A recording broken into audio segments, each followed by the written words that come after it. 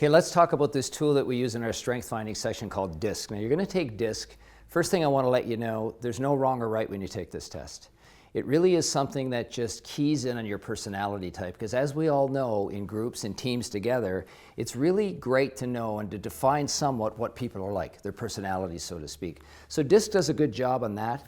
Personalities are something that can be changed, discussing it, but it's not necessarily something we want to change. We want to embrace what people are and then understand the interactions that occur between people and teams. DISC plays a big role in that, because when we have people that are of complementary discs, they tend to relate very well together because they understand each other. That's very clear. When you have something where the discs are what we call polar opposite, you know, one will walk away and think they got their information across, the other one will just shut them down. So DISC is an important thing that respects what people are like. It's not to change it. So just to go through DISC, what it is, simple test to take, easy, no penalty at all on this. There is no wrong DISC.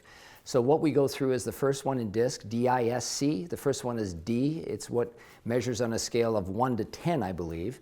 It's dominant, your amount of dominance that you show. And I won't go too much into that. The next one is influential.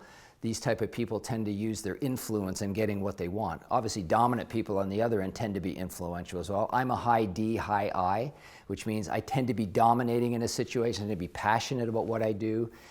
Not a mistake if you're not. It has nothing to do with passion, really. But the influential part of this is people that use their influence in an interaction. So it's all about the interaction. That's what we're really trying to get at here. So the next one is S, and the following one is C. So S are those steady people. They're the people that tend to be your mediator type. The people that can just be steady. They're there. They know kind of put input back and forth. Very interesting type of personality type. And the last one is C. They're the conscientious people. They tend to be quieter. They tend to take things in. They tend to be more respectful on the surface. So where we're coming at with this, number one is, as a team member taking this, there's no right and there's no wrong.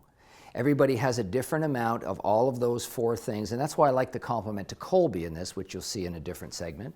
But the interesting thing with this is, if you understand, here's a great example. I like to compare a DI with an SC, because DIs are those type of people that come out of the gate, boom, they just dominate a room with their passion and what they're talking about. They tend to be very influential in how they deal with things. When you're talking to an SC, which is steady, conscientious, those people tend to watch. It's not that they don't know what's going on, but sometimes they don't get a word in edgewise. So the DI will walk away from an interaction, boom, they think everything's great. The SC will walk away from it. That person didn't even let me get a word in edgewise. So the fact that you know this, it sets the stage for less conflict in interaction. That's what it's all about. It's all about the team. It's all about the respect for all different personality types. And it's, I think, a key when you're starting to build a team. Again, the team has to work together. So knowing something about your strengths, knowing how you are naturally, allows people to be free to be themselves.